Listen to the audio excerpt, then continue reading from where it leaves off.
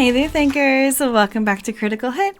My name is Est, and it looks like Disney may have stretched the truth just a bit on their earnings, which we already knew that anyway. So let's get into it. The glorious demise of Star Wars. Ever since Disney swooped in like a misguided knight in shining armor, this once glorious franchise has been sliding down a slippery slope of disappointment. Sure, they had a momentary glimmer of hope with The Force Awakens and Rogue One, but then came The Last Jedi, and let's just say the Force was definitely not with them this time. Just imagine if Disney actually listened to George Lucas instead of threatening his vision like a discarded napkin. Perhaps we wouldn't be stuck with Rey, the Skywalker wannabe, trying to fill Luke's shoes. But no. Disney had other plans, and now we're left with the Star Wars Outlaws. How great. A trailer that's been downvoted into oblivion. However, let's start off with the merchandise, shall we? If you ever find yourself browsing the bargain bins in places like Walmart, you might stumble upon a treasure trove of unsold Star Wars goodies. Take, for instance, these illustrious Reva figures.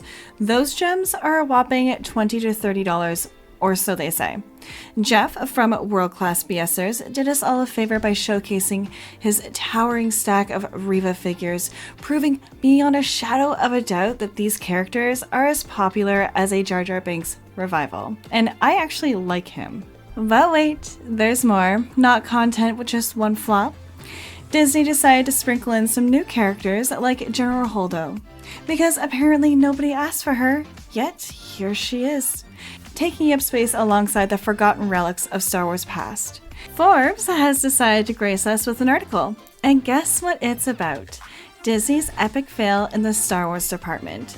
I mean, we've been saying this for ages, but it's nice to see that the big shots are finally catching on. So hold on to your panties because it's about to get real interesting in a galaxy not so far away. It's like screaming into the void, except the void is now finally screaming back. Would you look at that, brave journalists emerging from their cozy cubicles to grace us with their profound insights. How delightful. And would you look at that timing, right after the earnings call. How convenient. It's like they waited until the Death Star was already blown to bits before mentioning there might be a design flaw. And don't even get me started on this article that they cooked up. How Disney ranked in a cool $1.2 billion profit from the Star Wars movies. Yeah, okay. Oh please, spare me the fairy tales about Disney's so-called profits. I mean seriously, can we even call it a profit when they haven't even recouped their galactic-sized investment? Let's take a stroll down memory lane, shall we? Force Awakens, cha-ching. Rogue One, a slightly smaller cha-ching. And then we hit The Last Jedi, where the cash flow starts to trickle. And Solo? Well, let's just say it crashed and burned faster than the Millennium Falcon on a bad day. But hey, let's give a round of applause to The Last Jedi for managing to scrape together a few credits, even if it made something. And let's look at The Rise of Skywalker. Talk about a financial fiasco.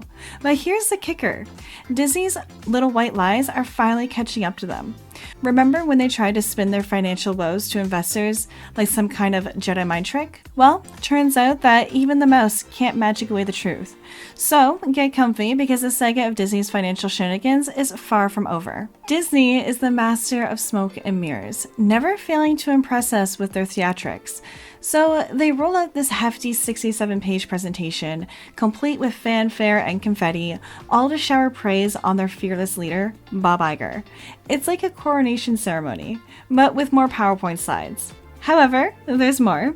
Amidst the spectacle, they proudly tout their spellbinding return on investment from the franchisers acquired under Bob's watchful eye. Cue the applause, right? Wrong. Because when you actually bother to peel back the layers of this Mickey Mouse charade, you'll find a rather different story. You see, buried deep within the pages of their grand presentation lies a little nugget of truth, or should I say deception. Disney wants you to believe that their Star Wars trilogy magically turned a 2.9 times profit on the Lucasfilm acquisition. How convenient. They even went as far as marking it with a shiny star on their timeline, as if to say, look mom, we did it. But let's not be fooled, shall we? Behind the glitz and glamour lies a tale of fictional trickery. buried deep within the fine print lies a bombshell revelation. It turns out that the hefty price tag of acquiring Lucasfilm isn't even factored in their ROI calculations. Instead, they're basing their calculations solely off the box office of the Disney Star Wars trilogy, its spin-offs, and mashups of merchandise, DVD, and Blu-ray sales. But let's not forget the elephant in the room. What kind of merchandise are we even talking about here? Because as we've seen, it's been discounted in stores. Disney is hoodwinking their investors. However, Forbes emerged from the shadows to shed light on the House of Mouse. I mean, smart of them to wait until the dust settles, ensuring that the scandal would fade fast. However, I will give credit where credit is due. At least Forbes had the guts to admit what we've all been screaming into the void for eons. Looks like Disney's Star Wars ship is sinking faster than a Millennium Falcon in an asteroid field. And why would that be? Because maybe they decided to slap a bright pink bow on it and rebrand it as the latest addition to their princess lineup? Forget lightsabers and blasters. It's all about tiaras and tea parties now. Well, that's the saga of Disney's downfall in a nutshell. But hey, don't take my word for it. I'm just here to serve the tea and spill the truth. Now, I know you're dying to share your thoughts on this hot mess, so don't be shy, smash that subscribe button, hit that like button, and ring the bell to be notified for our next video. As always, this is Est, signing off.